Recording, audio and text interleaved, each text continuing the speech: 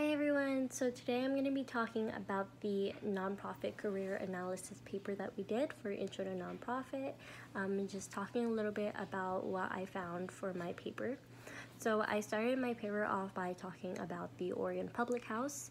I thought that it was a really cool and interesting idea. I've never heard of anything like it.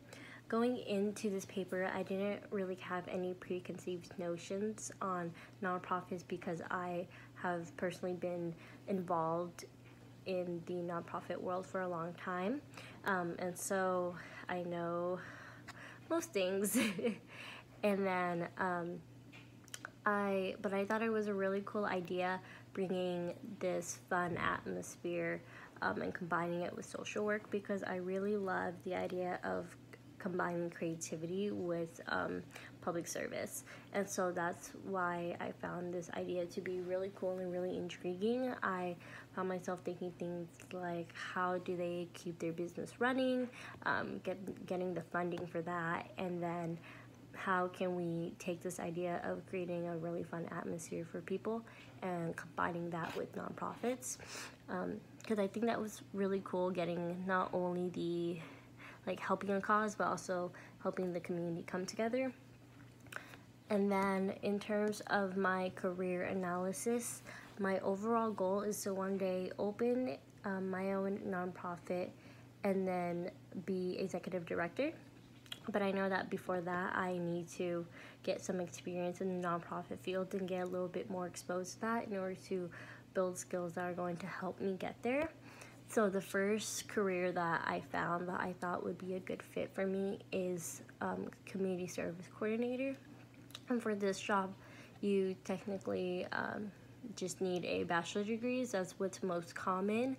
A lot of places that hire their community service coordinator kind of have their own expectations when it comes to education, so it might be a little different in different places.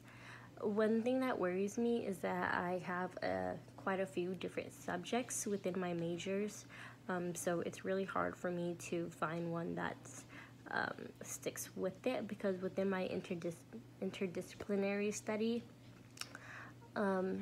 degree, I am doing law and justice, psychology, and public health, but it's not more of I want to go into one of those careers. It's more of taking certain classes in those that are going to help prepare me for the field I want to go into, which is working with sex crime victims.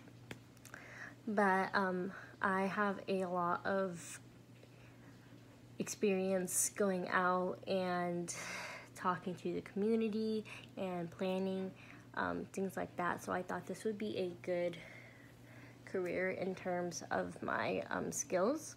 So the community service coordinator helps to provide resources for their population of clients, and they help to develop programs. So I thought that it would be a really good thing for me to know how to do as someone who wants to be executive director one day, because connecting my population of clients with outside resources is really valuable, because I would know where to send them if they need resources that we weren't able to provide for them, and just knowing all the connections, so that way when I go up to being a executive director, then I would have these connections and know these people that I can partner with and who would be able to help my clients, because it's not a competition, it's more of just helping these people get to the help that they need in order to thrive. And then they also assist and develop programs, and so I thought that would be really good as well, because they when they do this, they are given a lot of different responsibilities, such as management, being in charge of a team, budgeting, and funding. And so I thought it would help me kind of know how to develop these programs for my population of clients and how to get those management skills down. And then my other one is a counselor. Again, one of the areas in my interdisciplinary studies is psychology. So I'm taking classes that are specific to helping me work with sex crime victims in order to kind of understand a little bit more and get a little bit of counseling experience. And so I thought that would be really good for me as well, especially because if I worked as a counselor with this population, it was a lot easier to really understand what they're going through and what they need in order to figure out what resources and what help to give them.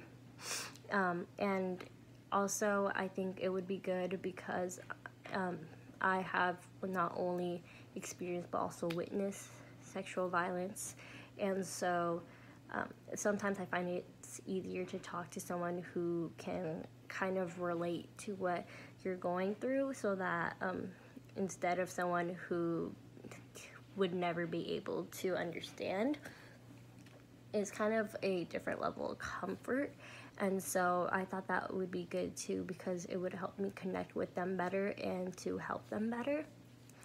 And yeah, so that's my paper. And I can't wait to hear all of your guys'. Have a good night.